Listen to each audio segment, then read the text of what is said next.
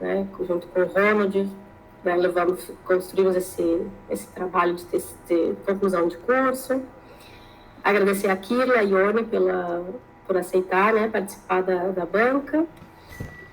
Lembrando, Ronald tem em torno de 20 minutos para a gente, né, para apresentar, depois a banca tem mais ou menos o tempo semelhante para fazer arguição e resposta para a gente concluir. Então, palavra para ti. Passa a palavra, Ronald. Obrigado, Clarice. Um prazerzão estar fazendo esse trabalho aqui com vocês. Vou apresentar, pessoal. Esse é o trabalho de conclusão, né, da minha graduação. Realizei o trabalho com a professora Clarice e com o Carlos Eduardo, que é farmacêutico aqui da casa também. Terminou o doutorado agora e me ajudou no trabalho co-orientando, né, e fazendo parte aqui da pesquisa. Então, vamos iniciar. Só vou trazer aqui basicamente o esqueleto da apresentação. Está seguindo a mesma estrutura da monografia, né? Então, a gente traz algumas considerações iniciais. A monografia foi escrita em formato de artigo, então a estrutura básica de um artigo e em seguida as considerações finais. Para tal, as considerações iniciais, eu vou trazer um pouquinho aqui da minha história que casa bastante com a motivação para a pesquisa. Então, essa minha aproximação na questão da farmácia clínica, do cuidado ao paciente, ela vem desde o começo assim, da minha trajetória e foi muito incentivada até mesmo pela minha própria participação no movimento estudantil de farmácia. Que na época, né, ali em meados de 2015, 2016, já tinha uma grande discussão e uma grande, até mesmo, direcionamento, né, de órgãos como o Conselho Federal de Farmácia para a atuação do farmacêutico, né, nessa questão do cuidado ao paciente, no cuidado farmacêutico.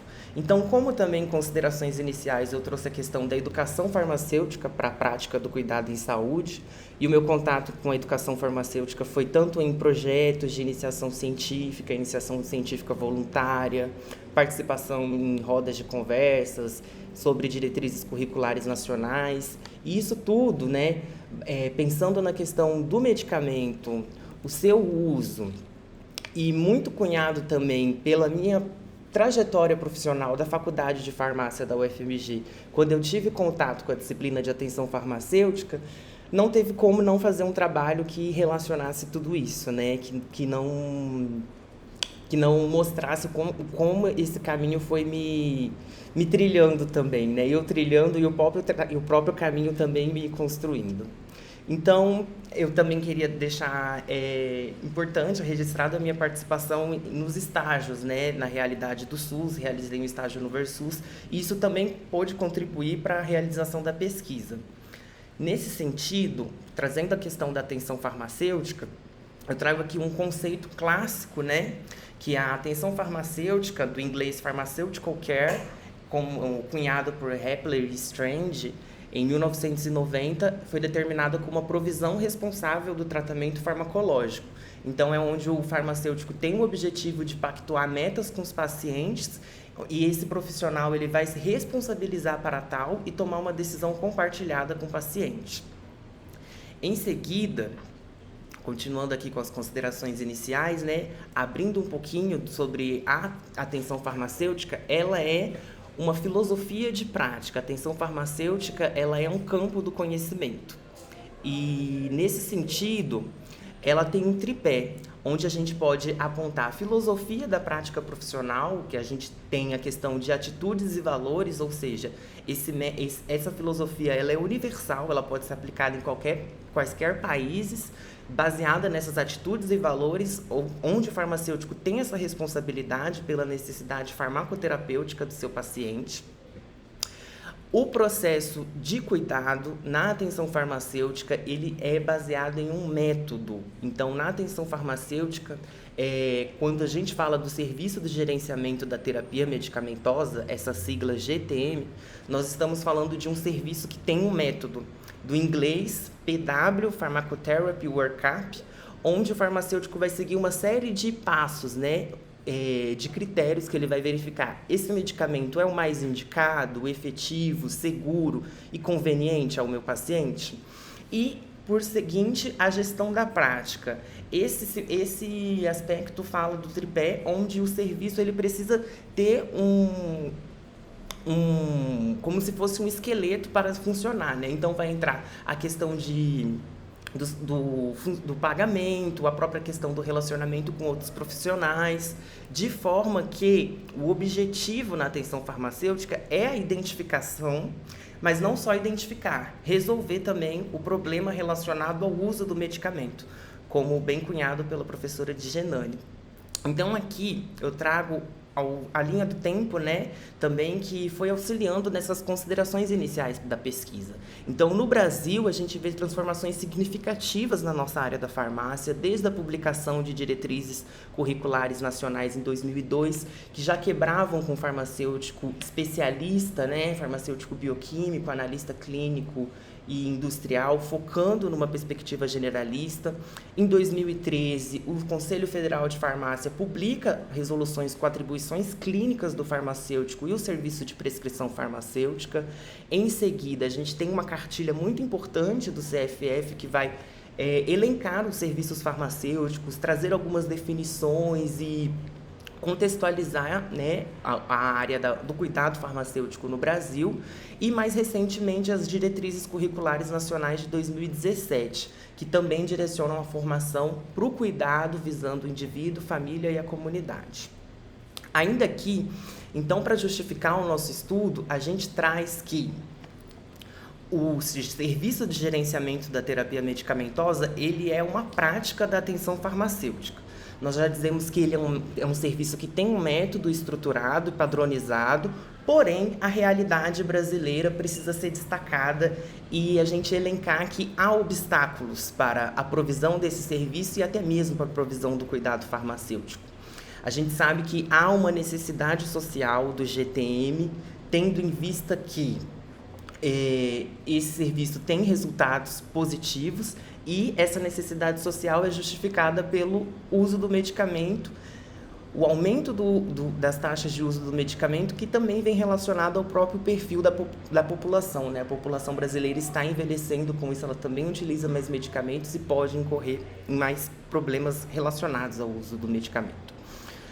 Com isso, também para justificar o nosso estudo, com base em outras pesquisas, nós verificamos que há uma dicotomia no processo de trabalho da farmacêutica, ou seja, que nós trazemos a questão de que a essa profissional é atribuída a gestão do estoque, a gestão do acesso, controle de qualidade de medicamentos, porém, no seu dia a dia, no seu trabalho na farmácia comunitária, seja na atenção primária, essa profissional não dispõe de tempo de qualidade, de serviço, de espaço, de diversas séries de recursos para a provisão desse serviço.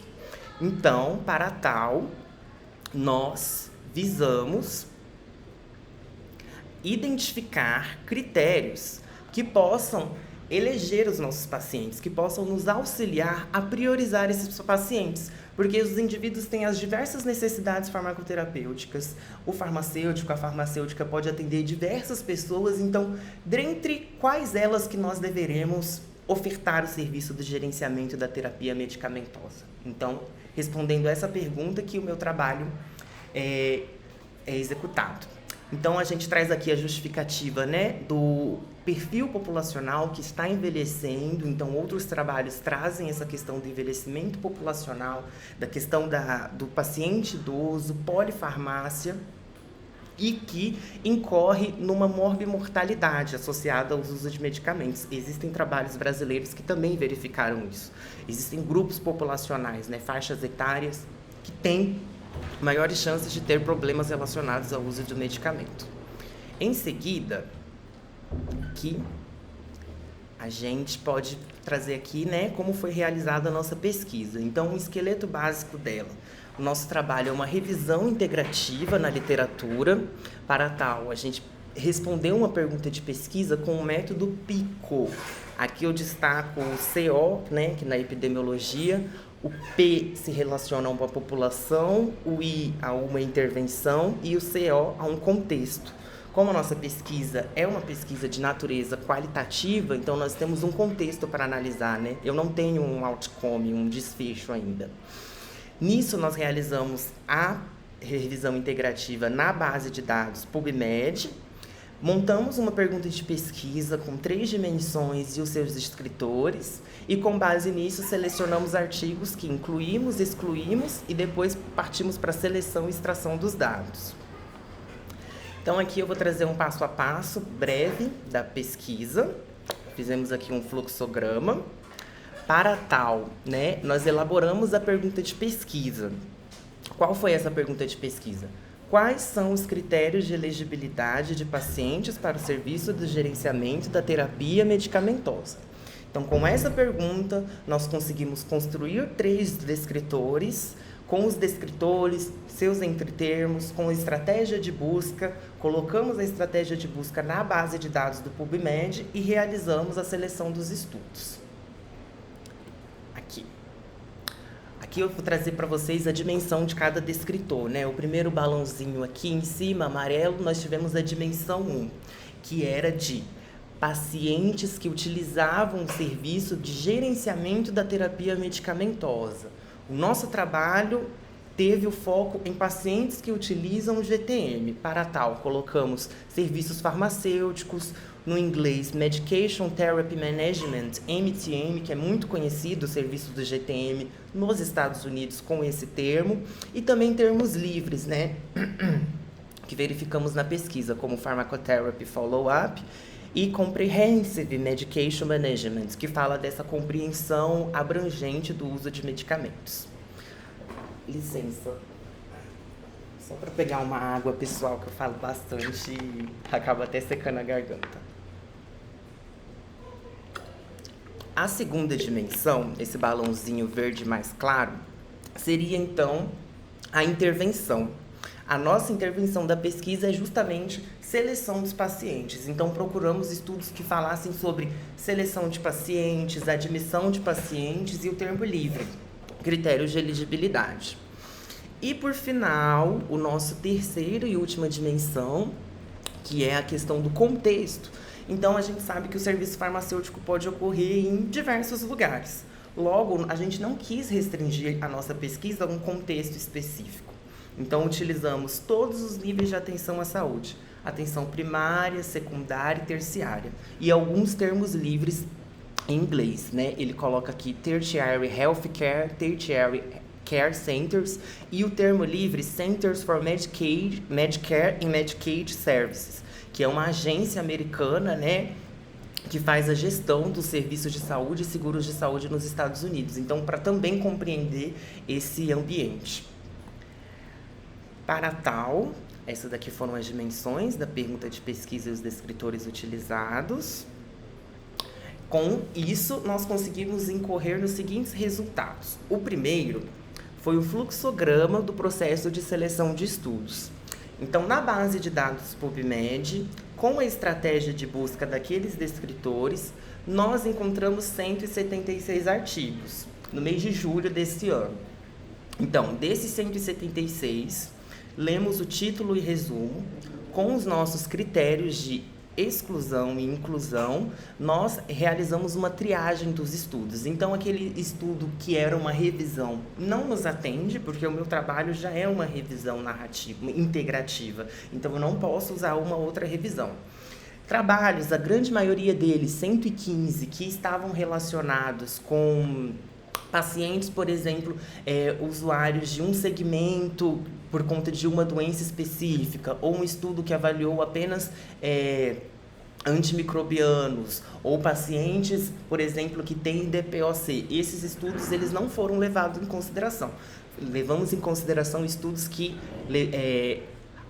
avaliavam a população de pacientes que utilizavam o GTM. Como critério de intervenção e a nossa população foram os usuários do GTM. Em seguida, no nosso fluxograma, né, a segunda parte dele, a elegibilidade dos estudos, então, baseada nos critérios de exclusão, tiramos os estudos de revisão, uma população não usuária do GTM e a intervenção que não abordasse a seleção dos pacientes, que era o nosso objetivo, nós ficamos com 6 estudos, 6 artigos selecionados.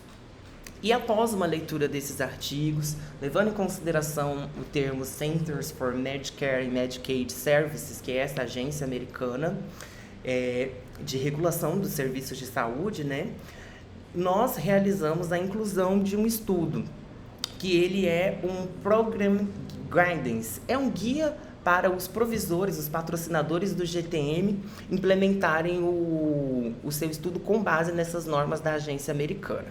Então, esses foram os estudos selecionados, aqui a referência e o ano. Destaque para o CMS, que é esse artigo, né? Esse, na verdade, ele é como se fosse um guideline da agência americana. Todos os estudos foram de base americana, né? Dos Estados Unidos. Então, para diferenciar um pouquinho daqui, eu destaquei o ambiente de saúde avaliado. Então, a maioria dos estudos avaliaram o Medicare e alguns estudos avaliaram o Medicaid, que tem uma diferença entre os sistemas de saúde americanos. E 2 estudos também avaliaram ambientes de saúde acadêmicos, ou seja, com base em profissionais, prescritores, corpo clínico de um ambiente de saúde, de um serviço de saúde, de uma instituição, eles trouxeram alguns resultados. Em seguida, eu trago aqui os principais critérios de elegibilidade. Na verdade, não os principais. Aqui eu listei todos e quis colocar a proporção, né? Então, eu vou trazer aqui alguns destaques dos critérios de elegibilidade encontrados. O primeiro, que foi um dos mais citados, né, e ficou bem empareado com a questão das doenças crônicas, foi ter um custo anual com medicamentos. Então, diversos autores, ao longo dos anos, colocaram um valor X em dólares e pacientes que tivessem esse valor X ou mais com gastos e medicamentos são elegíveis para o serviço do GTM. Em seguida, pacientes com doenças crônicas, a questão das DCNTs, doenças crônicas não transmissíveis, pacientes que utilizam de 2 a 8 medicamentos, da parte D do Medicare. Também eles colocaram que um critério de elegibilidade é quando o paciente realiza o pagamento do custeio direto para o serviço. Que dessa forma isso contribui tanto para o paciente quanto para a sustentabilidade do serviço.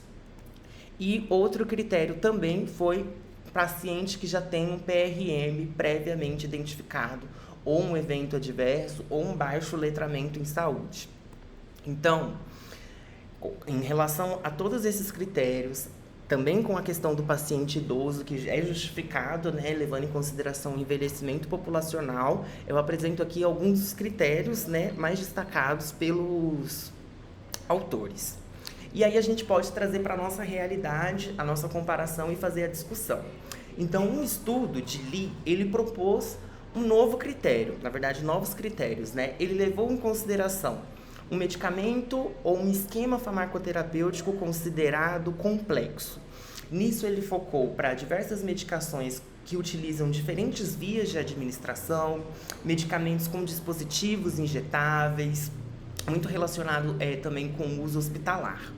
Esse estudo de Lee também trouxe a questão de medicamentos arriscados, medicamentos considerados perigosos. Então, existem uma série de critérios, né, associações, como critérios de Beers, a Associação Americana de Geriatria, e o próprio ISMP, Instituto para a Segurança de Medicamentos, né, o SMP Brasil. Eles também publicam listas e trazem os critérios de medicamentos considerados perigosos. Outro critério também focado por Lee foi a questão do custo do medicamento. Nesse ponto, a gente tem que fazer uma ressalva, pois a questão de custos ela é bem consistente na literatura. Não há um consenso para dizer o que é um medicamento caro. Então, esse autor elencou como medicamento caro aquele que está no top 1% dos medicamentos de preço de atacado. E a gente traz aqui para a nossa realidade brasileira, onde um estudo realizado aqui em Belo Horizonte verificou que para o serviço de GTM ser sustentável, deve-se ter um cuidado colaborativo, então não somente farmacêutico e paciente que devem estar nessa relação de cuidado, é necessário que haja uma equipe para tal e que haja um diálogo com essa equipe. Também é necessário ter uma gestão da prática, uma padronização desse método e o valor do serviço, que incorre quando o paciente, né, realiza o pagamento no custeio direto. Outro destaque foi de que essa agência americana, CMS, ela elencou um conceito de at-risk beneficiary. Então, é quando o paciente tem um uso abusivo ou um problema relacionado ao seu medicamento. E também trago outro destaque, que foram de quando pacientes que já tiveram histórico de atendimento em hospital, ambulatório ou pronto-socorro, esses pacientes têm uma maior chance de incorrer em PRM. Então, por meio de uma escala validada na literatura que avalia essa questão da complexidade do regime de medicamentos, pacientes que já tiveram essa situação têm uma maior chance de incorrer em PRM. Pacientes incorrendo em PRM ou com chances de incorrer em PRM são elegíveis ao GTM. Logo, a gente também traz aqui a discussão de outro estudo brasileiro também realizado, que avaliou que, dentre diversos problemas relacionados ao medicamento, identificados uma base populacional de mais de 1.600 medicamentos, mais de 1.600 problemas relacionados ao uso de medicamentos. Esse estudo transversal brasileiro trouxe que indivíduos que têm polifarmácia, doença pulmonar obstrutiva crônica, conhecida como DPOC, hipertensão, diabetes mellitus, insuficiência cardíaca, e é considerado uma pessoa idosa, com idade acima de 75 anos, eles têm uma alta correlação, uma correlação de ter 4 ou mais PRM. Então, esse achado também corrobora, desse estudo brasileiro, também corrobora com os nossos critérios identificados, né?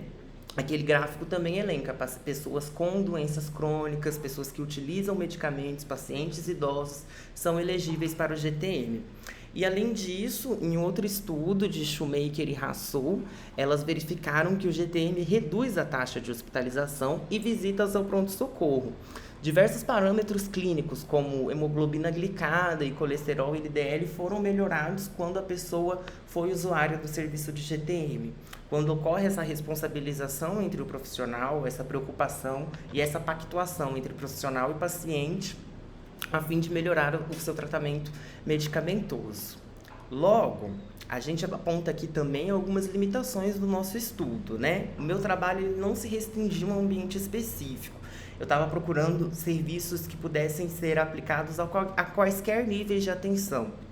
E com isso, a gente avaliou que os indivíduos podem ter as mais diversas necessidades farmacoterapêuticas, e o meu trabalho excluiu dessa forma pacientes de segmentos específicos. Também, o nosso trabalho encontrou que apenas resultados de estudos americanos. Então, apesar do GTM ser uma filosofia, de ser um serviço baseado na atenção farmacêutica, que tem um método padronizado, tem uma filosofia, tem uma questão de valores e atitudes que é universal, nós podemos incorrer em dificuldades na comparação do sistema americano, da implementação, de como esse serviço já funciona há muito tempo nos Estados Unidos, no Brasil. Né? Nos Estados Unidos nós temos Medicare e Medicaid e seguros de saúde, enquanto no Brasil nós temos a questão basicamente do Sistema Único de Saúde e planos privados. Então, dessa forma, a gente pode ter uma dificuldade para pensar mais nessa questão física, nessa questão de como o serviço é relacionado, porém, o GTM ele é o mesmo. Então, você pode também trazer essa aplicação, por mais que a limitação seja de diferença dos sistemas. Também, uma outra limitação que nós verificamos é que há uma falta de padronização no custeio do GTM. Isso afeta crucialmente o serviço, pois pois quando não há um dinheiro, um recurso específico para o serviço, esse se vê possível de ser descontinuado e não gera tantos resultados quanto um serviço que tem fundos específicos para tal. Aqui, então, a conclusão do nosso artigo, nós conseguimos elencar os critérios que são utilizados para elegibilidade de pacientes. Nós temos os critérios das dimensões de determinantes sociais de saúde, de letramento em saúde, que leva em consideração também critérios sociodemográficos, né? Pacientes de determinada idade, determinado sexo, determinada raça, incorrem em aumento de PRM. No nosso caso, nós elencamos aqui esses critérios, que são os critérios utilizados para eleger esses pacientes, mas também há fatores clínicos do próprio paciente e do próprio serviço, da própria gestão da prática. Então, quando é um paciente, por exemplo, que ele é paciente oriundo de uma equipe multiprofissional, onde aquela equipe permite o contato pessoal farmacêutico-prescritor, ele é um paciente que tem uma melhor adesão ao serviço de GTM. Então, é como se potencializasse a própria elegibilidade dele. É um critério do serviço, mas também é um critério do paciente, porque esse paciente está na equipe. Então, trazendo aqui algumas considerações finais da pesquisa, é de que apesar dessa limitação, com essa dificuldade de comparação dos sistemas, a gente pode garantir que os resultados do GTM, mesmo aplicados lá nos Estados Unidos, eles teriam os mesmos resultados positivos aqui no Brasil, assim como outros estudos realizados aqui no Brasil, com destaque para a Faculdade de Farmácia, para Belo Horizonte e região metropolitana, que é um cenário que avaliou muito, que teve essa avaliação dos estudos implementados. Então, a gente vê que há resultados positivos, clínicos, humanísticos e socioeconômicos da provisão do GTM. Então, dessa forma, nós trazemos que priorizar pacientes que têm essa necessidade, essa urgência para o GTM, vai incorrer na melhoria da qualidade de vida e resolução das necessidades farmacoterapêuticas desses pacientes. Aqui eu trouxe algumas referências e agradeço. Ok, Ronald, obrigada. Parabéns pela apresentação. Obrigado. Pode interromper, Clarice? Pode. Kirla, o que aconteceu? Quer falar? Não, eu queria bater palma. Mas esse aqui não tem bater palma.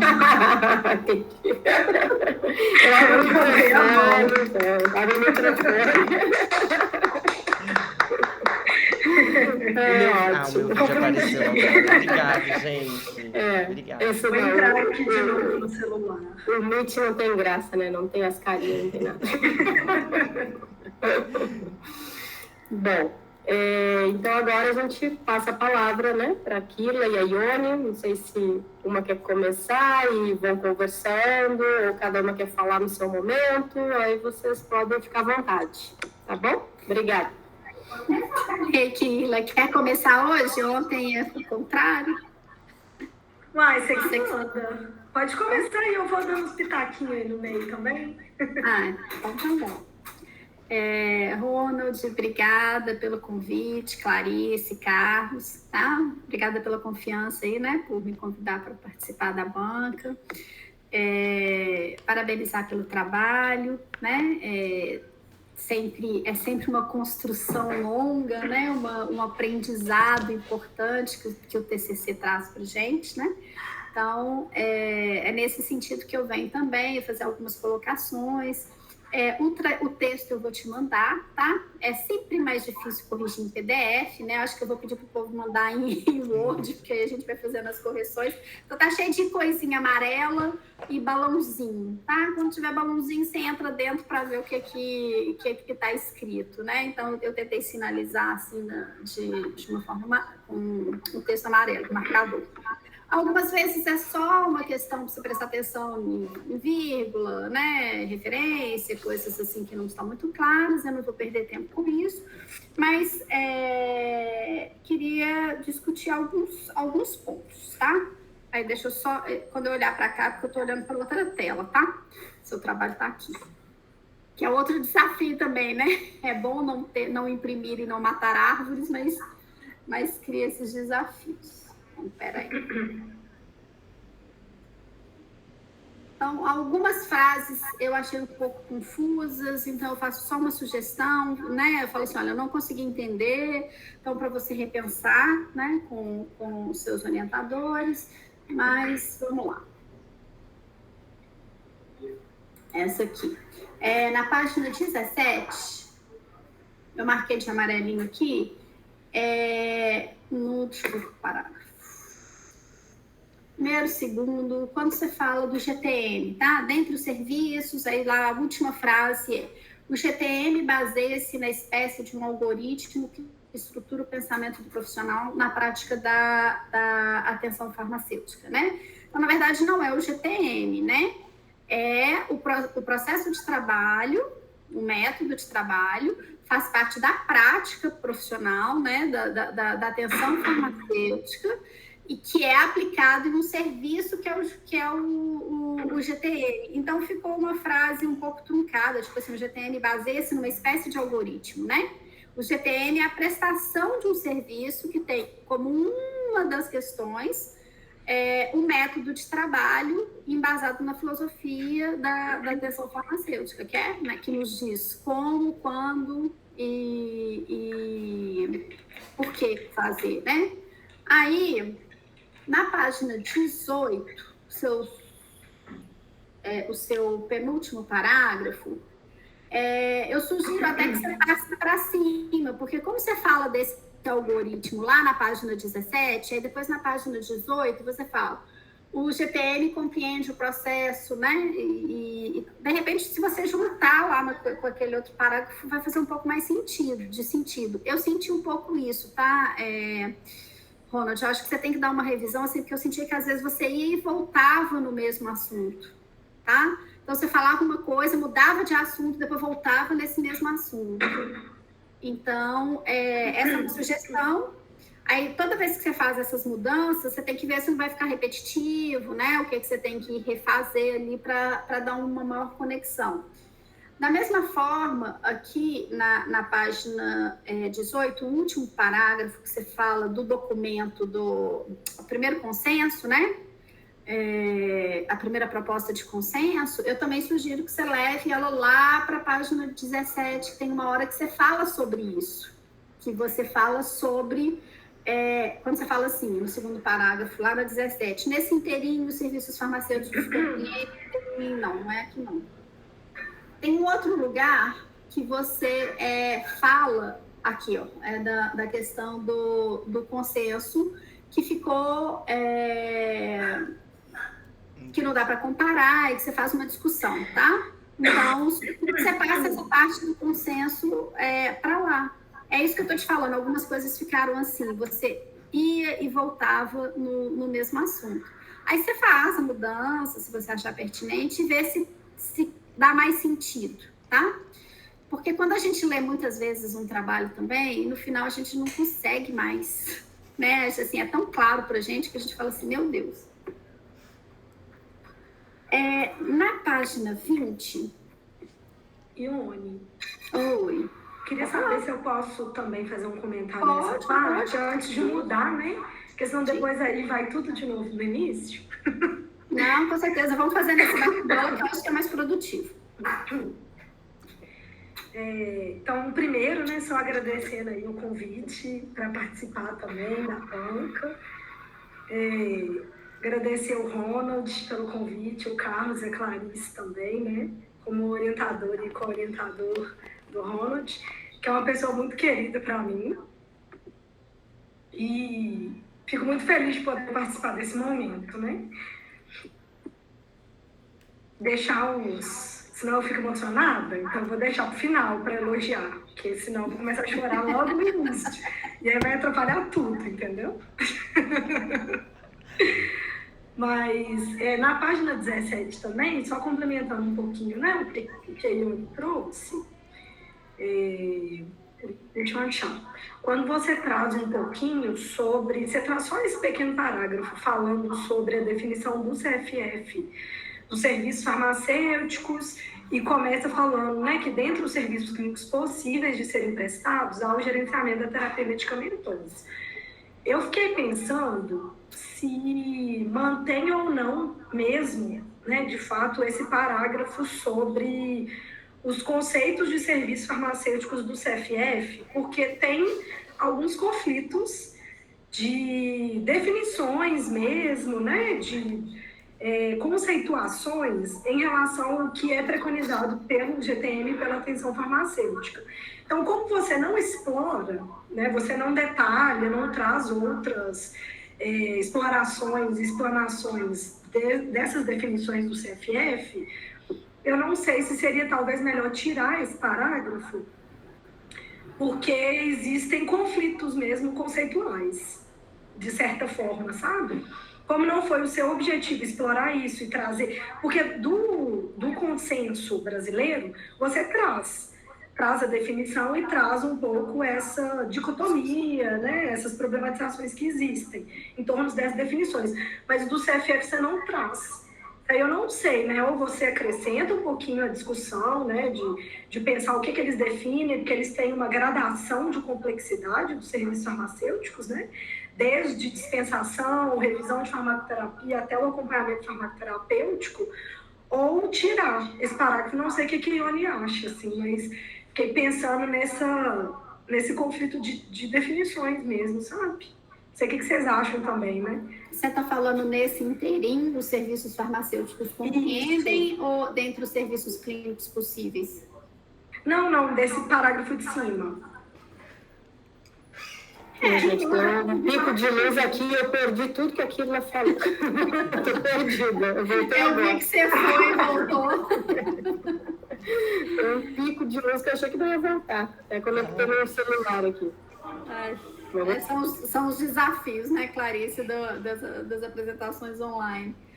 Ô, Kila, eu acho que esse parágrafo, ele não contribui nada para o trabalho, assim, ele não traz nenhuma questão que seja essencial, sabe? Eu acho que dentro do que você coloca, eu acho que bem colocado, né, a gente tem que tomar cuidado para pensar em quais são as diferenças, né? Porque isso não é claro para ninguém, de uma forma geral, isso causa muita confusão, né?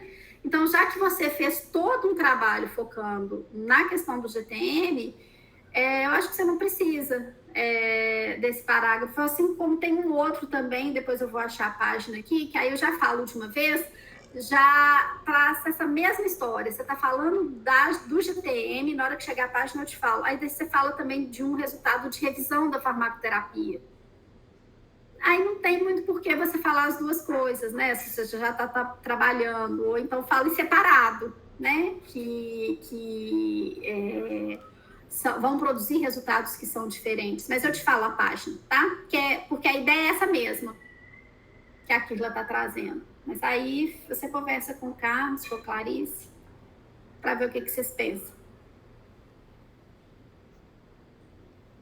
Pode ir, Kila? Você quer falar mais alguma coisa aqui? Então, na página, deixa eu ver se é essa página 21 aqui, que tem isso.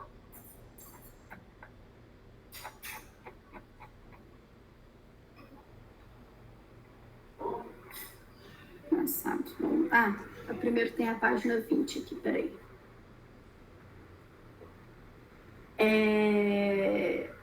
Só refazer na parte do seu resumo aqui do artigo, tá? Depois da sua apresentação, depois que eu li mais lá para frente, eu entendi, mas aqui ficou um pouquinho trucado na hora que você fala. E ser um paciente inscrito de forma obrigatória no serviço quando identificado que é prioritário ao GTM, nos casos em que esses apresentam os critérios. Tem um ponto aqui no mínimo, no meio, tá? Então, só refazer isso, que eu só fui entender depois do que você estava falando, tá? Então, ser um paciente inscrito de forma obrigatória no serviço, nos casos em que apresenta os critérios de elegibilidade do serviço. Pronto. Tá? E logo depois, uma palavrinha que eu fiquei pensando. Logo nas conclusões, você fala o seguinte, que dessa forma, o conhecimento dos critérios de elegibilidade e sua aplicação permite a efetiva prestação do GTM e melhoria da rotina do serviço. Aí eu fiquei pensando, queria discutir com você, sabe, assim, se seria efetiva mesmo a palavra. Por quê? Efetivo vai ser sempre, na minha opinião. Mesmo quando você não identifica problema, mas você garante que o paciente está usando os medicamentos necessários, efetivos, seguros e convenientes, você já está sendo efetivo, né? Ser efetivo não é só resolver PRN, é dizer que está tudo ok. Então, eu fico pensando, por que a gente está fazendo critérios de elegibilidade? Porque a gente não dá conta de atender todo mundo. Num primeiro momento, né, a gente não tem recursos humanos e financeiros suficientes para atender, né, a uma demanda que pode ser crescente. Então, será que não seria, em vez de efetivo, será que não seria eficiente? Você não está falando de eficiência e não de efetividade? Tá? Que me chamou atenção na hora. E eu só queria dizer isso, assim, deixar isso claro, que eu sempre falo, assim, a gente não é efetivo só quando a gente resolve PRM. Né? Quando a gente diz que não tem PRM, a gente também está sendo. Eu acho que na página 21...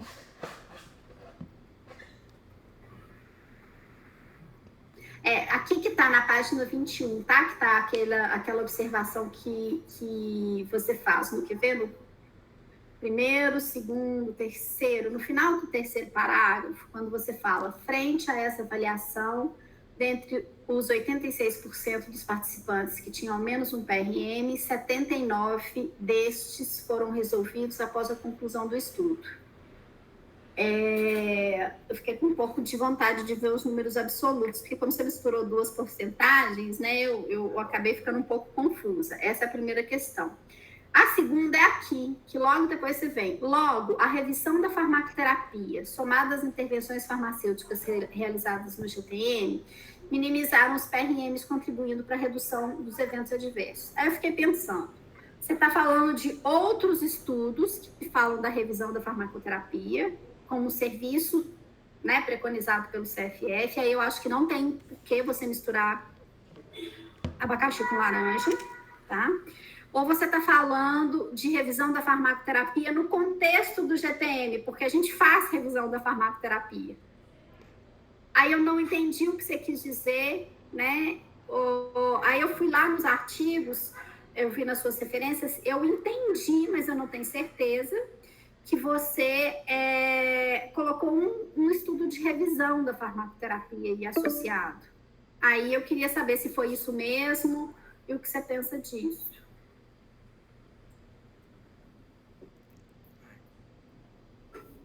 Já pode responder agora, então. Sim, pode. O bate-papo pode ser com você também. Não, com certeza. E eu acho que essa avaliação que você trouxe da questão dos números absolutos, acho que vale a pena fazer esse esforço de ir lá e deixar um pouco mais destrinchado, porque primeiro nós falamos aqui, né? Em uma pesquisa avaliou o serviço de CMM prestado e verificou-se que de todo mundo que é participante, 71% tomava medicamento. E aí, né, dentro dessa avaliação, os 86% de participantes que tinham ao menos um PRM, então aí é um outro número, né?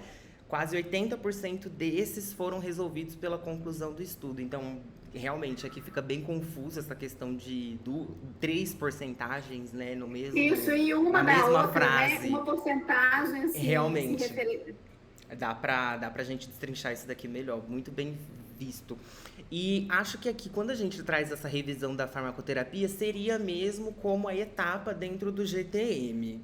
Seria a etapa dentro do GTM, não ela enquanto revisão sozinha, né? Seria ela somada às intervenções do GTM, que tem a revisão da farmacoterapia, tem a priorização, a avaliação dos parâmetros clínicos, todo o método de cuidado, né? Sim. Que a revisão da farmacoterapia entra dentro do método. Seria mais nesse sentido. Depois você confere as referências lá. Se não me engano, uma delas vai falar especificamente de revisão. Entendi. E aí, nesse caso, eu sugiro que você não... Não sei, aí vamos ver o que faz. A gente pode... É que nem você sugeriu ali, talvez suprimir para não... Né? Igual a questão vamos reescrever de uma outra forma, né? Dizer assim, que durante o processo do GTM, no qual existem as etapas, igual você me falou, em que você avalia os parâmetros, mas evitando usar o nome dos serviços, porque isso que são definidos pelo CFF, que aí gera essa minha dúvida. Você está falando de duas coisas diferentes, ou você está falando de uma etapa dentro do... Eu entendi que era uma etapa, não fiquei com essa dúvida, mas dá para usar outro termo para não gerar essa confusão, né? Que feio. Em vez de usar revisão, seria a etapa inicial do plano de trabalho, usar o termo mesmo que está dentro do método, né? Isso. A análise do plano de trabalho, né? Estudo da farmacoterapia, não a revisão. O termo revisão, né? Tem essa questão que a Iane está trazendo. Traz essa conotação, e aí, assim, em vez de ajudar, acaba complicando mais algumas coisas que a gente precisa descomplicar, né? Então, deixa eu ver. Pessoal, eu já criei um novo link, porque como a gente está em mais de um grupo, né, a gente tem que trocar para acabar a ligação. Tá, deixa eu colocar. Então, a gente migra para o próximo. Vamos de uma vez, porque já está acabando o tempo aqui. Tá. Já pode ligar lá. Até daqui a pouquinho. Ela já criou um novo.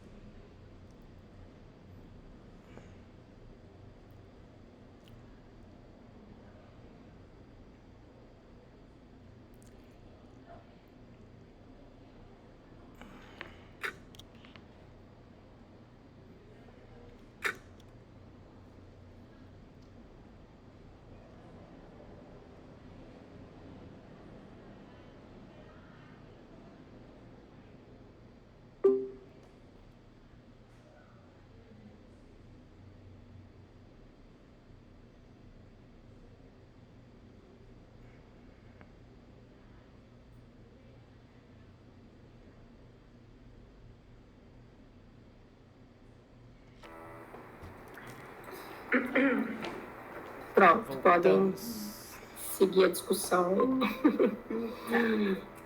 Chegou 21, deixa eu ver 24.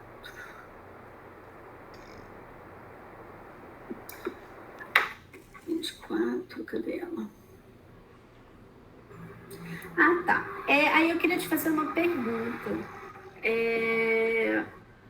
Em relação aos seus critérios, você excluiu os estudos em que os pacientes usavam medicamentos para determinadas condições, né? Aí eu queria entender, assim, por que você usou esse critério, assim, qual que foi a sua ideia a respeito disso? Foi pensando muito na questão de avaliar o cenário de pacientes do GTM. Então, quando, por exemplo, tem um segmento um estudo que fecha, por exemplo, num segmento paciente que tem hanseníase, ou paciente com componente estratégico, ou paciente com uma doença crônica específica, como a gente estava querendo avaliar a elegibilidade de todos os pacientes, pensando na prestação do serviço, porque, na verdade, o meu trabalho, quando a gente ia começar ele até ia cair um pouco mais para esse lado, né? Lá no comecinho do projeto de pesquisa, a gente estava pensando, né, sobre um instrumento que pudesse auxiliar o farmacêutico, pensando até mesmo no nível ambulatorial, para a farmácia universitária e tudo mais. Mas depois, conversando, né, eu, a Clarice e o Carlos, a gente achou que seria melhor fazer mais abrangente, até mesmo pela característica, né, que o universo de prestação de serviço farmacêutico é enorme, e porque justamente limitar para um ambiente traria mais uma limitação. A gente avaliou que seria mais que é uma potencialidade avaliar esse aspecto abrangente de todos os níveis, sabe? E não um paciente de um segmento específico. Porque aí quando pega um paciente que, por exemplo, é usuário de um ambulatório específico, fecha em um nicho específico, sabe? Seria mais por essa diversidade mesmo dos serviços. Não, eu entendo, assim, de ter uma perspectiva. Vou te falar por que eu te fiz essa pergunta, tá? É porque em determinado momento, lendo, até por causa de uma outra banca que a gente estava discutindo esses dias, né, surgiu essa questão de pensar o GTM em contextos específicos, né? Na oncologia, dentro do hospital, que são contextos que vão trazer alguns desafios, principalmente quando a gente pensa nessa prática mais generalista e tal. Então, quando eu vi isso aqui, eu falei assim, será que ele está achando ou pensando que talvez a gente não possa ter GTM nesses contextos? Não, não. Não. Seria mais pela questão da especificidade mesmo, que aí esse contexto traz uma especificidade e aí o nosso serviço, o nosso trabalho queria avaliar mais porque o nosso objetivo, um dos nossos objetivos, sabe, Oni, era até transformar esses critérios e pensar em um instrumento norteador. Só que pela limitação do tempo não dá pra gente pensar agora, né? Nesse instrumento norteador que já auxiliaria na prática, já auxiliaria na formação, seria nesse sentido. E aí talvez um instrumento que pudesse tanto para um nicho específico quanto para um nicho global, assim. E aí acho que começar a avaliação de um global ficou bem melhor pra gente. Porque a gente tinha pensado em ser específico lá atrás. Mas... Principalmente com essa sua justificativa de pensar no instrumento, né? Embora eu acredite que não ia atrapalhar a sua análise, porque eu acho que a gente não vai sair muito do que você encontrou mesmo que seja no nicho específico. Paciente idoso, polimedicado, que já teve experiência anterior com o medicamento, que usa medicamento potencialmente perigoso, né? Essas coisas que você elencou, eu acho que vai se aplicar para o paciente com diabetes, da atenção primária, assim como para o paciente com DPOC, né? Que lá na sua experiência, o paciente com artrite reumatoide. Eu acho que são critérios, mas eu entendo a sua escolha. Eu só fiquei pensando em relação a isso, tá? Nem foi porque você escreveu, foi até a outra banca que me gerou essa discussão. Aí, deixa eu ver aqui na outra página. Eu vou na 27. Bem na sua tabelinha, a primeira frase da sua tabelinha. É porque ficou estranho. Você colocou assim, pacientes com PRM ou situação clínica e farmacoterapêutica. Aí, tá. Você tá na página 27, né? 27. Você tá falando isso. mudo. Peraí. Página 27. Isso. No estudo do Lee, a primeira frase. Isso, é porque aqui seria um paciente com um PRM já previamente identificado, e aí eu vejo que seria já naquelas classificações mesmo, né? Terapia duplicada, necessidade de medicamento adicional, ou a situação clínico-farmacoterapêutica que tenha esse pré-RM. Acho que fica até mesmo a mesma coisa, né?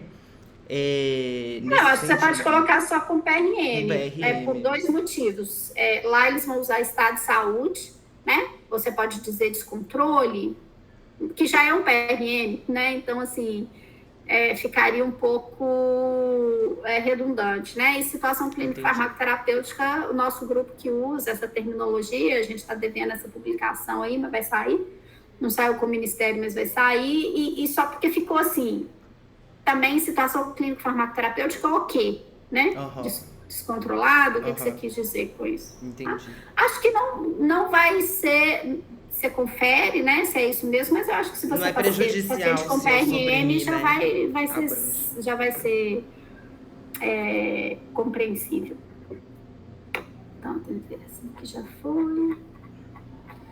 Tive um pouquinho de dificuldade de entender essas formas de entrada do paciente, né, nos serviços. Tive que ler mais de uma vez. E aí, aqui na página 31,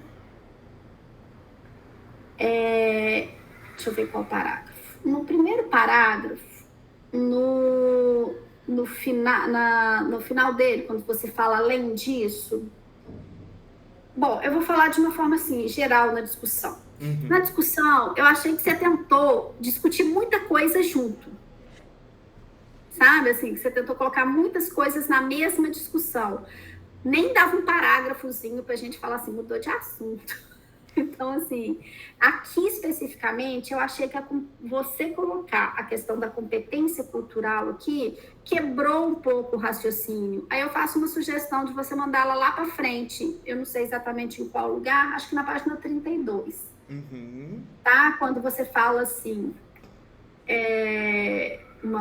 logo uma revisão sistemática, né, do Alves Conceição e colaboradores, aí você coloca assim, além disso, os aspectos do indivíduo relacionados ao processo de determinação social encontrados nos estudos são corroborados por outras pesquisas, evidenciando que raça, gênero, idade, né, podem afetar aí essa elegibilidade. Aí eu acho que você tem que dizer assim, o que a competência cultural traz nesse contexto, né? Treinar os farmacêuticos que fazem GTM para que eles tenham competência cultural capaz de lidar com essas demandas, aí você faz um link, entendeu? Porque quando você só solta a competência cultural aqui no meio, você está falando do quê? Né? Você está falando, eu entendi que você está querendo dizer que é importante treinar os farmacêuticos para que saibam atuar nesses vários contextos, né? Então, eu acho que o texto ficou um pouco truncado na hora que você colocou neste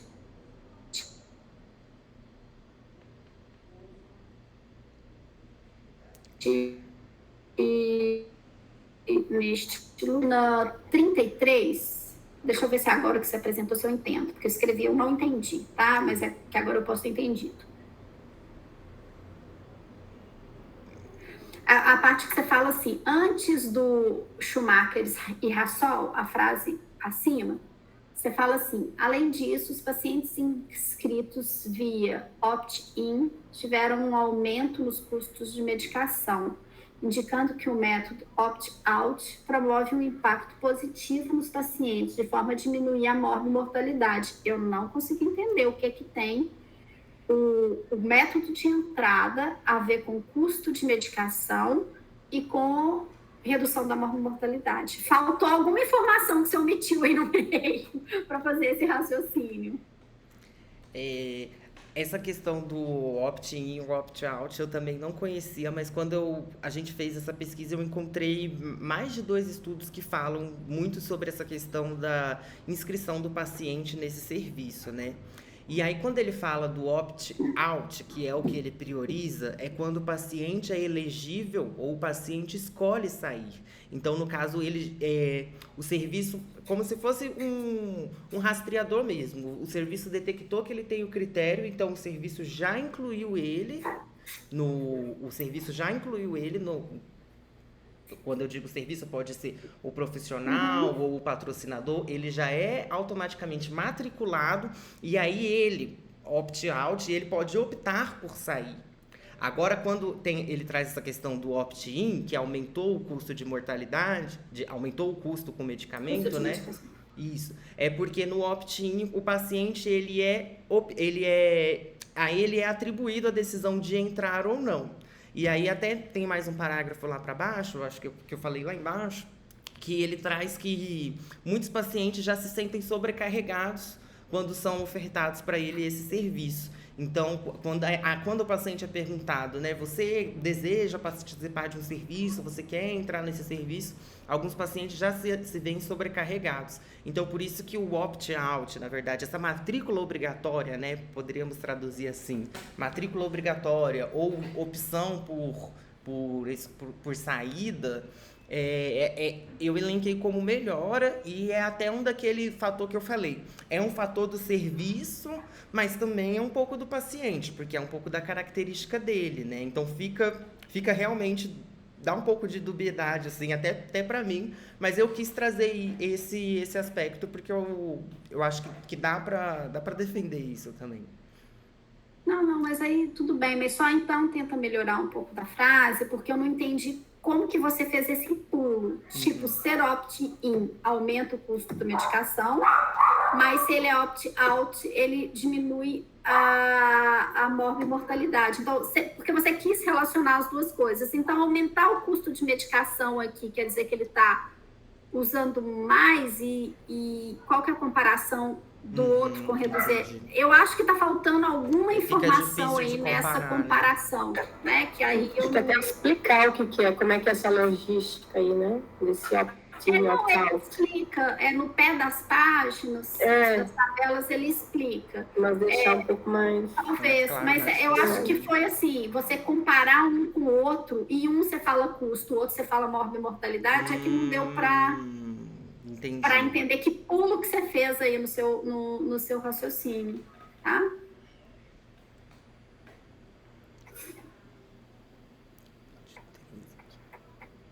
Ai, deixa eu ver aqui.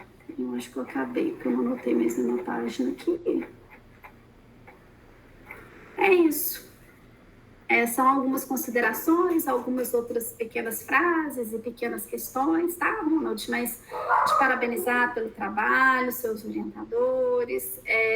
A gente sabe quanto que é importante esse processo e esse desenvolvimento, né? É bom a gente ver isso nos alunos, essa conquista, tá? Então, assim, parabéns e obrigada novamente pelo convite. Obrigada, Ione. Kira, né? Vamos continuar, então. Retomando aqui, né? Acho que a Ione também já pontuou algumas coisas, né, que eu tinha também anotado, mas queria só pontuar mais algumas outras questões que eu estou caçando aqui. Uma coisa que eu fiquei, assim, na dúvida durante, né, isso no decorrer do texto, que você usa o termo medicamento perigoso ou medicamento arriscado. Né? Uhum. Que eu imagino que seja da tradução do High Risk Medication. E aí eu senti falta, eu vi também no rodapé que você colocou, né, que esse medicamento perigoso, ele é embasado na lista do ISMP, embasado na critério de Beers e mais um critério, né, da Sociedade Americana de Geriatria, mas é porque eles são um pouco, essas três listas, elas são um pouco diferentes.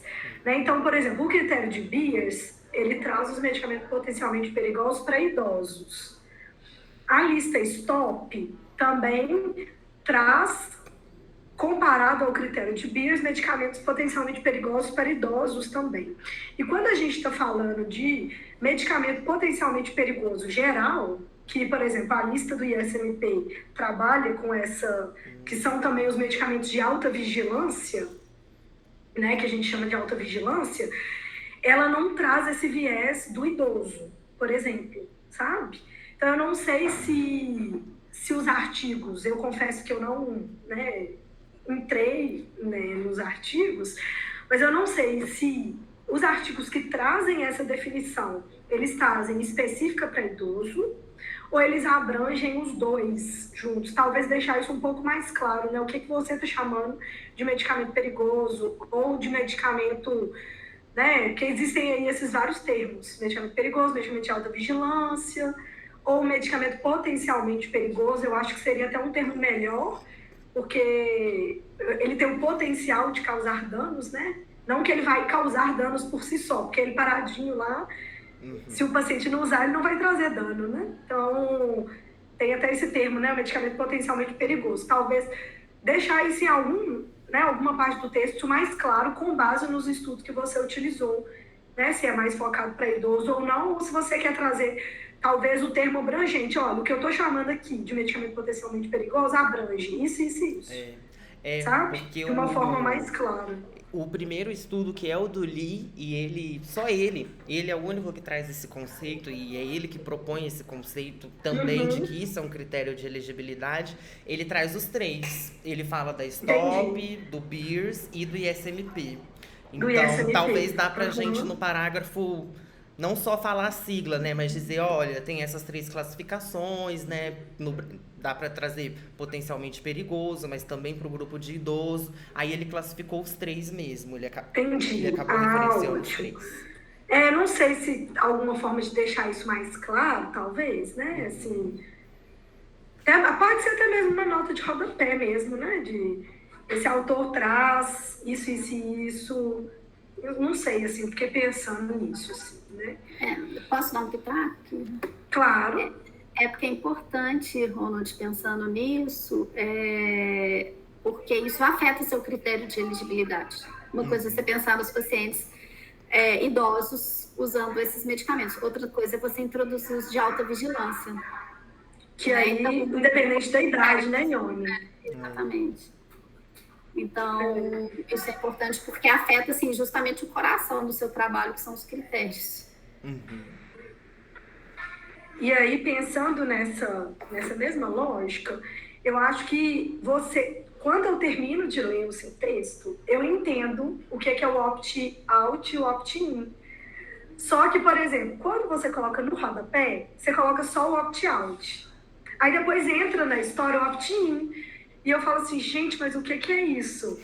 Sabe? Talvez, assim, trazer as definições dos dois juntos, no mesmo lugar, comparando o que é um, o que é outro. Porque você traz essas definições separadamente. Primeiro, eu acho que você traz a definição do opt-out, e aí depois, mais pra frente, que você vai trazer do opt-in, e aí fica Eu acho que ajuda a gente a entender, quando você trouxer os dois conceitos juntos, que eu entendi melhor o que é o opt-out quando eu li a definição do que é o opt-in, que você traz mais para baixo. Eu acho que talvez trazer próximo facilita até para entender o conceito de um e de outro, porque eles são, né, eles estão intimamente relacionados, né, um com o outro. Eu acho que facilita isso também.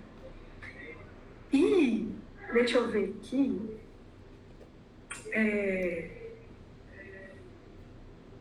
eu achei legal também, estudo sentinela que você trouxe na metodologia. Agora eu pulei para metodologia, né? Vou continuar na discussão, depois eu volto para metodologia rapidinho, que acho que da discussão... Deixa eu ver aqui.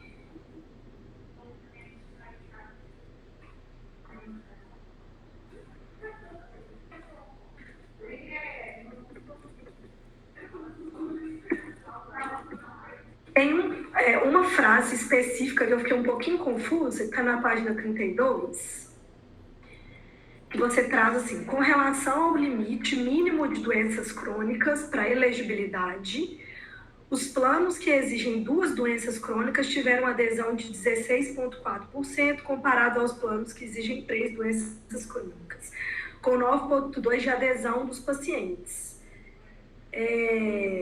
Um plano que exigia no mínimo 3 a 4 tinha taxa de inscrição de 0,1% dos pacientes elegíveis. Eu não sei se o que você está chamando de taxa de adesão e de inscrição é a mesma coisa, porque eu fiquei assim, é taxa de adesão ao quê? Ao tratamento, ao serviço, e sabe, assim, o que você está chamando de taxa de adesão? Porque eu fiquei assim, é adesão à farmacoterapia? Não. Porque assim, você está falando, né, de farmacoterapia, eu acho que talvez definir o que é essa taxa de adesão e se essa taxa de inscrição é sinônimo com taxa de adesão. É taxa de adesão ao serviço, sabe? Só para deixar mais claro, que eu fiquei um pouquinho confusa. Seria adesão ao serviço mesmo. Ali, apesar do adesão pra gente tá muito relacionado já com o desfecho da farmacoterapia, né? Isso. Essa porcentagem aqui é da adesão ao serviço, da elegibilidade dele, que aí, porque o que acontece? Os estudos, eles falam muito que ao longo do tempo, a CMS, que é essa agência americana, ela batia muito na tecla de que tinha que ter 2 ou 3 doenças. Só que aí eles tiveram que revisar isso, porque quanto maior o limite de doenças, né, meio que proporcional, né? Quanto mais doença eu vou colocando, menos paciente vai aderindo ao GTI, vai incorrendo nessa elegibilidade. Mas dá para melhorar, dá para tirar essa adesão aqui, colocar matrícula ou vinculação ao serviço, né? Não sei. Eu acho que talvez vinculação ao serviço é melhor. Ou adesão ao serviço, porque ficou adesão dos pacientes e não falou assim, adesão ao quê? Que aí por isso que me gerou essa dúvida. E nesse caso é o paciente que se inscreve voluntariamente, né? Porque só tem sentido em falar em adesão se for uma inscrição voluntária, porque senão a gente pode falar de captação. Verdade. Se for uma adesão, se não for uma questão, é mais difícil de você captar esse paciente. Então, assim, ver aí do que você está falando, se é de uma taxa de adesão, porque ele escolhe estar no serviço, ou se é uma taxa de identificação, captação de pacientes. Pelo que meu estudo é mais nesse sentido que você trouxe, Ione. Nesse caso aqui do paciente, dele incorrer, né, na matrícula ao serviço. E pensando assim, né, eu imagino que você tenha interesse de publicar o artigo, o que você coloca como lá depois do artigo, né, como considerações finais, eu acho que talvez seria legal você traz isso um pouquinho no artigo como limitação. Mas eu acho que é legal trazer um pouco disso para discussão também, né? Que a gente foram incluídos estudos oriundos dos Estados Unidos, a importância de se considerar as especificidades e peculiaridades locais do Brasil, tanto no âmbito do SUS quanto no âmbito privado, né? Porque a questão do copagamento da Medicare e Medicaid é bem diferente, inclusive, tanto do nosso sistema público quanto privado. A gente não tem nada parecido com isso. Então, eu gostei, eu achei essa consideração final muito legal, que está fora do artigo. Eu acho que talvez levar isso para a discussão do artigo um pouco, e não só como limitação, que você trouxe brevemente, eu acho que vai enriquecer muito para uma publicação, né? Se você tiver interesse de publicar numa revista brasileira, eu acho que essa discussão é uma discussão importante, que vão ter critérios, né, que a gente vai poder absorver para o nosso serviço, mas claro que vão ter peculiaridades. Isso, inclusive, reforça a importância de se ter estudos brasileiros, mais estudos brasileiros que levem em consideração essa temática também, né? Do que a gente vai incluir num serviço, considerando as nossas especificidades enquanto sistema de saúde do Brasil mesmo, né? Eu acho que vai enriquecer muito o seu artigo, sabe? Então, é uma sugestão também que eu faço. E na metodologia, eu só senti falta de você colocar se você avaliou tempo, por exemplo, foram selecionados estudos nos 10 últimos anos, ou se você não colocou como limite a data de publicação, porque isso não entra na metodologia. Talvez colocar isso como critério de inclusão ou exclusão, né? Acrescentar essa questão. A gente não fez um corte, assim, por exemplo, somente estudos dos últimos 5 anos ou dos 10 anos. Esse corte a gente não teve. Apesar dos resultados serem basicamente dos últimos 10 anos, né? Acho que o estudo mais velhinho é de 2011. Deixa eu ver até aqui naquela imagem que eu fiz juntando todos. Eu acho que é de 2011. Não teve esse corte, assim, mas, né? Mas isso é legal também, porque se você não colocou limite de data de publicação e apareceram estudos mais recentes, isso também reforça, de certa forma, que é uma temática pouco discutida e que ela vem sendo discutida mais recentemente também, sabe? Então, acho que colocar isso na metodologia é legal. Destacar isso, né? Com certeza. Destacar isso também, sabe? Que isso entra como um resultado, né? E acho que é isso, assim, no geral. Também, acho que outras questões eu vou te mandar, né, o PDF com os comentários. Eu fiz um Word também, escrevendo algumas coisas que eu acho que facilita, que é o PDF também. Eu sinto a dificuldade da Ione. Minha caixinha de comentário fica pequenininha, eu fico assim, gente, já aconteceu de eu mandar e a pessoa não conseguir abrir, aí qualquer coisa você me fala também, viu? Valeu. Mas, assim, eu queria, né, agradecer mais uma vez o convite e a sua escrita cuidadosa também, né, principalmente no início, quando você dedica o seu trabalho né, técnicos, administrativos, trabalhadores da saúde. Eu achei isso muito lindo. Obrigado mesmo. Obrigada, Kika. Você sabe que você é uma pessoa muito querida pra mim. Eu fico muito orgulhosa. Que fofinho, gente. Obrigado mesmo. Obrigada. E é uma pessoa que eu aprendo sempre, assim. Estou sempre aprendendo e enfim, esse trabalho também foi um pouquinho disso, né? Com certeza. De aprendizagem. Então, Com certeza. parabéns, obrigada. E eu acho assim que o trabalho, para além dos resultados que a gente tem, a gente, né, traz outras questões importantes que não são o tópico direto, né, do nosso tema de pesquisa.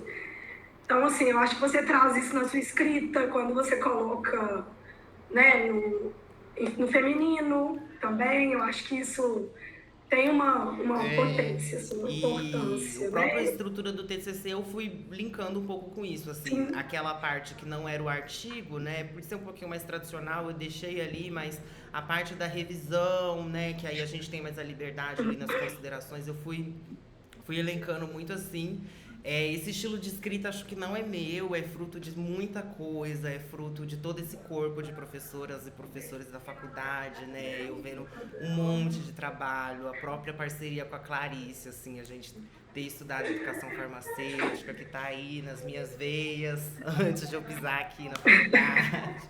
E um monte de gente, né? Tipo assim, citei várias vezes as professoras daqui do Departamento de Farmácia Social. Acho que eu não sei se quem fica mais feliz nisso tudo, porque eu não escolhi estar aqui, né? E minha trajetória me trouxe. Então, assim, vestindo a camisa e vamos, gente. Vamos que a gente tem um time muito bom e dá pra fazer trabalhos muito bons mesmo. Essa felicidade também eu compartilho, sabe? Que eu acho que a gente fala muito, né, também pela nossa escrita, assim. E aí eu gosto muito, que é um termo que eu tenho tentado mudar, talvez até para a gente poder pensar, né, quando a gente vai citar coisas dos Estados Unidos, a gente coloca que é um estudo americano, mas assim, todos nós somos americanos, né? Então eu tenho tentado fazer esse deslocamento para colocar estadunidense. Norte, né? Nem norte-americano, porque o México entra, né? Como a América do Norte, e não... A gente quase não lê, assim, estudos mexicanos e tudo. Então, assim, pensando nesse movimento mesmo da escrita, né, que eu acho que marcou muito também no seu trabalho, assim, ler, né, as coisas que você escreveu, que vão para além do resultado da pesquisa propriamente dita, eu acho que isso é muito importante. Quando a gente está falando de ciência, isso também é uma produção científica, né? Não é só o resultado propriamente dito, isso também é uma produção científica, então tem muita potência. Então, assim, obrigada por isso, parabéns. Mais uma vez, eu sempre fico emocionada, né, gente? Então, assim, só soltando, gente. Diz aquilo que chorou quando leu o resumo e a dedicatória. Diz ela que ao final do resumo ela chorou. E agradecer aí, Clarice e o Carlos também pela dedicação, né? Trazer esse trabalho aí importante e relevante. Obrigada, Kila. Carlos, quer falar? Oi. Me escutam? Eu também tenho que usar desse subterfúgio de usar 2 equipamentos, porque o computador aqui da minha sala não aceita vídeo e áudio ao mesmo tempo. Bom, assim, toda a oportunidade de orientar, co-orientar, fazer parte de banca, é uma grande oportunidade de aprendizado, né? Não só do tema, mas também com a pessoa que você compartilha aqueles momentos, né? Com o Ronald foi uma jornada de vários encontros semanais em que a gente foi ajustando a temática ao que ele gostaria de fazer. E a gente foi trabalhando dessa forma, numa parceria muito proveitosa. Já são quantos anos, Ronald, no curso de farmácia? Você pode falar agora? Quase 10, gente. Quase 10. Pois é. Entrei em setembro de 2013. Pois é, olha só. Resiliência e persistência, né? Ai, ai. Bom, então, o que eu falava com ele é que depois desse tempo todo não poderia fazer qualquer coisa. E ele, nesse tempo que ele esteve comigo, viu que eu não ia concordar em fazer qualquer coisa. Então, a gente trabalhou de uma forma muito árdua para fechar com chave de ouro esses 10 anos, que ele não mereceria nada menor do que isso. Então, fizemos esse trabalho, o qual eu agradeço também a Clarice, né, a parceria mais uma vez, a Ione e a Kirla por terem aceitado, mas principalmente ao Ronald de ter suportado, né, todas os pedidos, né, que nós fazíamos para ele ir melhorando o trabalho, né, e chegou nesse produto que está aí agora. Então, eu também fico muito feliz e agradecido, Ronald, de ter podido participar dessa trajetória sua, mesmo sendo nessa conclusão, mas nessa trajetória sua. O Ronald, que é um colega de trabalho, estou na faculdade de farmácia, está na química, né? No DQ? Engenharia, do ladinho. Na engenharia. Engenharia. Está mais próximo do esposo da Clarice, então. Então é um colega de trabalho e fico muito feliz, sabe, Ronald, de ter participado. O Ronald que a gente conheceu na disciplina de competências. Então, parabéns, tá? As portas continuam abertas, caso você queira continuar, tá? A gente já conversou sobre isso. Então, fica assim, tá? Um grande abraço e a gente vai se comunicando. Obrigado. Bom, fechado. Bom, Ronald. O Ronald já vem há longo tempo, né? A Aline, o doutorado da Aline, nos ajudou com a iniciação voluntária para fazer o mapeamento dos cursos de farmácia no Brasil, que foi um desafio gigantesco. Não podia ser outra pessoa a querer fazer isso, além da Aline, esse perfil dela. E que nós conseguimos, felizmente, saiu um trabalho muito bacana. Então, o Ronald foi lá e, entre muitas dúvidas, idas e vindas, a gente conseguiu. E agora, no final, ele voltou a me procurar. E aí eu coloquei ele em contato também com o Carlos, que foi uma principal orientadora, foi mais coadjuvante, inclusive, nessa etapa toda do processo. Fiquei mais, né, na orientação um pouco mais de forma, no final ali, que a gente, né, dando os pitacos mais gerais para a gente finalizar o trabalho, que sempre é muito intenso, né, gente? TCC, apesar de agora a gente ter o pré-TCC, ele continua sendo muito rápido, porque os alunos ainda têm outras atividades e a gente acaba sempre apertado, né? E fazer uma revisão, ler, né, literatura estrangeira, que às vezes o idioma é um empecilho, pode não ser muito fácil para uns, né?